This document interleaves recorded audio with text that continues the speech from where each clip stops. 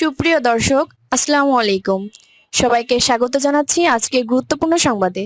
প্রথমেই জানিয়ে দিচ্ছি সংবাদ শিরোনাম, পরে বিস্তারিত। শোকের কালো দিনে জাতি আজ একত্র। আগামীকাল মানিক মিয়া অ্যাভিনিউতে জানাজা। জিয়াউর রহমানের পাশেই সমাহিত হবেন খালেদা জিয়া। বিস্তারিত জানার আগে হৃদয় ছুঁয়ে যাওয়া একটি অনুরোধ। আজ যদি বেগম খালেদা জিয়া নামটি শুনে আপনার বুকের ভেতরটা ভারী হয়ে আসে, যদি ভোরের সেই খবর একটি দীর্ঘ অধ্যায়ের সমাপ্তি আপনাকে নীরবে কাঁদায়, যদি মনে হয় এই বিদায়ে শুধু একজন মানুষ নয়, একটি সময়, একটি সংগ্রাম, একটি ইতিহাস বিদায় নিল, তাহলে আজ একটু থামুন। কমেন্টে শুধু লিখুন, আল্লাহ তাকে জান্নাত নসিব করুন। আর যদি আপনি চান তার জীবনের গল্প ভুলে না যাওয়া হোক, তার লড়াই বিকৃত না হোক, তার অবদান নীরবে মুছে না যাক, আর ইতিহাস যেন মানুষের কাছেই বেঁচে থাকে, তাহলে অনুগ্রহ করে চ্যানেলটি সাবস্ক্রাইব করুন। সাবস্ক্রাইব মানে কেবল একটি বাটন চাপা নয়, এটি শ্রদ্ধা জানানো, স্মৃতিকে ধরে রাখা আর সত্যকে নীরবে পাহারা দেওয়ার এক ছোট্ট অঙ্গীকার। চলুন দোয়ার মধ্য দিয়ে একজন রাষ্ট্রনায়কের জীবন ও রেখে যাওয়া স্মৃতিগুলো শান্তভাবে ফিরে দেখি। জানাজা আগামীকাল মানিক মিয়া অ্যাভিনিউতে, দাফন জিয়াউর রহমানের কবরের পাশে। দেশ আজ গভীর শোকের অন্ধকারে নিমজ্জিত। বাংলাদেশের রাজনীতির এক প্রভাবশালী অধ্যায় চিরতরে সমাপ্ত হয়েছে। বিএনপি চেয়ারপারসন, ৩ বারের সাবেক প্রধানমন্ত্রী এবং গণতান্ত্রিক আন্দোলনের আপোষক্ষণ নেত্রী বেগম খালেদা জিয়ার মৃত্যুতে পুরো জাতি স্তব্ধ, নির্বাক। রাজনীতি, রাষ্ট্র ও সমাজ সবখানেই নেমে এসেছে নীরবতা আর বেদনার ছায়া। এই শোকাবহ প্রেক্ষাপটে সরকার বেগম খালেদা জিয়ার মৃত্যুতে আগামী ৩ দিনের রাষ্ট্রীয় শোক ঘোষণা করেছে। একই সঙ্গে তার জানাজার দিন আগামীকাল বুধবার একদিনের সাধারণ ছুটি ঘোষণা করা হয়েছে। অন্তর্বর্তী সরকারের প্রধান উপদেষ্টা অধ্যাপক মোহাম্মদ ইউনুস মঙ্গলবার দুপুরে জাতির উদ্দেশ্যে দেওয়া ভাষণে এই ঘোষণা দেন। তিনি বলেন, আজ আমাদের জাতি এক গভীর শোকের মধ্য দিয়ে যাচ্ছে। বেগম খালেদা জিয়ার মৃত্যুতে আমরা একজন মহান রাজনৈতিক অভিভাবককে হারালাম। ৩ দিনের রাষ্ট্রীয় শোক। রাষ্ট্রীয় শোক চলাকালে দেশের সব সরকারি, আধা সরকারি, স্বায়ত্তশাসিত প্রতিষ্ঠান, শিক্ষা প্রতিষ্ঠান এবং বিদেশে বাংলাদেশের মিশনগুলোতে জাতীয় পতাকা অর্ধনমিত রাখা হবে।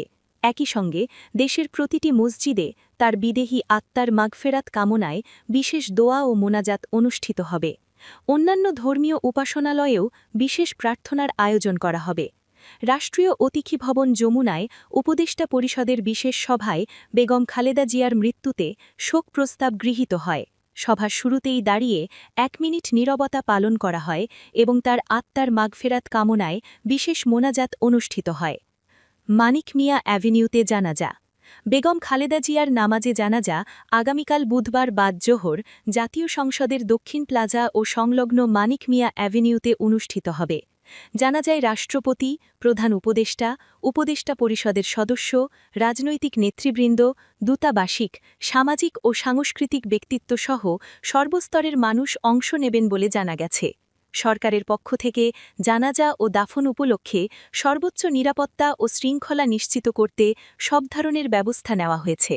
আইন শৃঙ্খলা রক্ষাকারী বাহিনী ইতিমধ্যে মানিক মিয়া অ্যাভিনিউ ও আশেপাশের এলাকায় বিশেষ নিরাপত্তা বলয় গড়ে তুলেছে। স্বামীর পাশেই চিরনিদ্রায়। পারিবারিক সিদ্ধান্ত অনুযায়ী বেগম খালেদা জিয়াকে তার স্বামী, স্বাধীনতার ঘোষক এবং সাবেক রাষ্ট্রপতি শহীদ জিয়াউর রহমানের কবরের পাশেই সমাহিত করা হবে। রাজধানীর বনানী কবরে কবরের মাপ নেওয়ার কাজ শুরু হয়েছে।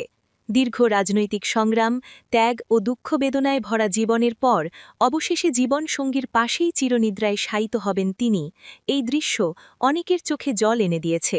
দলীয় নেতাদের ভাষায় এটি কেবল একটি দাফন নয়, এটি ইতিহাসের এক আবেগমন পুনর্মিলন, স্বাধীনতা ও গণতন্ত্রের ২ সংগ্রামী মানুষের নীরব সাক্ষাৎ। বিএনপির স্থায়ী কমিটির জরুরি বৈঠক।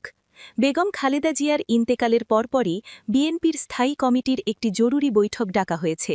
বৈঠকে দলের শোক কর্মসূচি, জানাজা ও দাফনের সার্বিক ব্যবস্থাপনা এবং সারা দেশের শোক পালনের কর্মসূচি চূড়ান্ত করা হচ্ছে।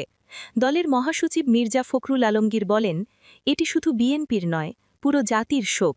আমরা দলীয় শিষ্টাচার বজায় রেখে মর্যাদার সঙ্গে আমাদের নেত্রীর বিদায় নিশ্চিত করতে চাই।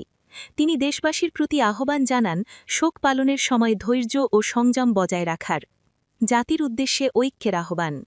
জাতির উদ্দেশ্যে ভাষণে প্রধান উপদেষ্টা অধ্যাপক মোহাম্মদ ইউনুস বলেন, শোকের এই সময়ে কেউ যেন বিশৃঙ্খলা বা নাশকতার সুযোগ না নেয়। দায়িত্বশীল আচরণই হবে বেগম খালেদা জিয়ার প্রতি প্রকৃত শ্রদ্ধা। তিনি জানান, জানাজা ও দাফনসহ সব আনুষ্ঠানিকতা পালনে সরকার সর্বাত্মক সহযোগিতা করবে। তারেক রহমানের আবেগ মনোভাষ্য। বিএনপির ভারপ্রাপ্ত চেয়ারম্যান তারেক রহমান তার ভেরিফাইড ফেসবুক পোস্টে লেখেন, এই দেশের মানুষই ছিল আমার মায়ের পরিবার, সত্তা ও অস্তিত্ব। তিনি লেখেন, খালেদা জিয়া শুধু একজন রাজনৈতিক নেত্রী নন, তিনি ছিলেন গণতন্ত্রের প্রতীক, সংগ্রামের প্রেরণা এবং একজন মমতাময়ী মা। দেশবাসীর ভালোবাসা ও শ্রদ্ধার জন্য তিনি কৃতজ্ঞতা প্রকাশ করেন, সবার কাছে দোয়া কামনা করেন। শৈশব থেকে রাষ্ট্রনায়ক, পুতুল থেকে আপোষক্ষণ নেত্রী। ১৯৪৬ সালের ১৫ই আগস্ট দিনাজপুর জেলায় জন্ম নেন খালেদা জিয়া। পারিবারিক নাম খালেদা খানম, ডাকনাম পুতুল। শৈশব কেটেছে দিনাজপুরে। পড়াশোনা করেছেন Dinajpur government girls high school ও সুরেন্দ্রনাথ কলেজে। ১৯৬০ সালে তিনি বিবাহবন্ধনে আবদ্ধ হন তৎকালীন সেনা আধিকারিক জিয়াউর রহমানের সঙ্গে। রাষ্ট্রপতির স্ত্রী হিসেবে তিনি ছিলেন সংযত, নীরব, কিন্তু আত্মমর্যাদায় দৃঢ়। সংকট থেকে সংগ্রাম। ১৯৮১ সালে জিয়াউর রহমানের শাহাদাতের পর বিএনপি যখন গভীর সংকটে, তখনই রাজনীতিতে তার প্রবেশ।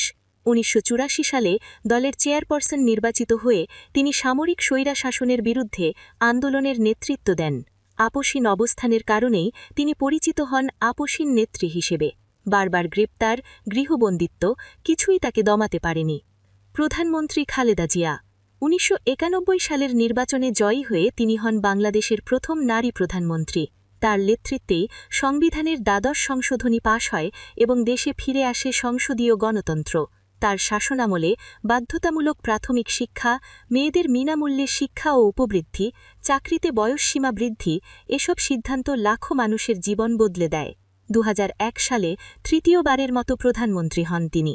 ২০০৫ সালে ফোর্বস ম্যাগাজিন তাকে বিশ্বের প্রভাবশালী নারীদের তালিকায় অন্তর্ভুক্ত করে। কারাবরণ ও নীরবতা। ২০১৮ সালে কারাবরণ, পরবর্তীতে অসুস্থতা, দীর্ঘ সময় তিনি রাজনীতির বাইরে ছিলেন। তবু তার নাম, আদর্শ ও সংগ্রাম রাজনীতির কেন্দ্রেই রয়ে যায়। শেষ কথা, খালেদা জিয়া রেখে গেলেন সংসদীয় গণতন্ত্র পুনঃপ্রতিষ্ঠার ইতিহাস, নারী নেতৃত্বের সাহসী দৃষ্টান্ত এবং আপোষহীন রাজনীতির এক উজ্জ্বল নজির। আজ কেউ তার রাজনীতির সঙ্গে একমত হন বা না হন, ইতিহাস বলবে এই নারী বাংলাদেশকে গণতন্ত্রে ফিরিয়েছিলেন। নিভে গেছে একটি জীবন, কিন্তু রেখে গেছে এক দীর্ঘ ছায়া, সংগ্রাম, ত্যাগ ও দৃঢ়তার। আপনি যদি মনে করেন এই ইতিহাস নতুন প্রজন্মের জানা দরকার, আপনি যদি চান এই স্মৃতি হারিয়ে না যাক, আপনি যদি বিশ্বাস করেন ভিন্ন মত থাকলেও শ্রদ্ধা থাকা উচিত, তাহলে এই লেখায় আপনার অনুভূতি কমেন্টে লিখুন। চ্যানেলটি সাবস্ক্রাইব করুন এবং শেয়ার করুন যাতে ইতিহাস নীরবে মুছে না যায়। আল্লাহ তাআলা বেগম খালেদা জিয়ার রুহের মাগফিরাত দান করুন। আমিন।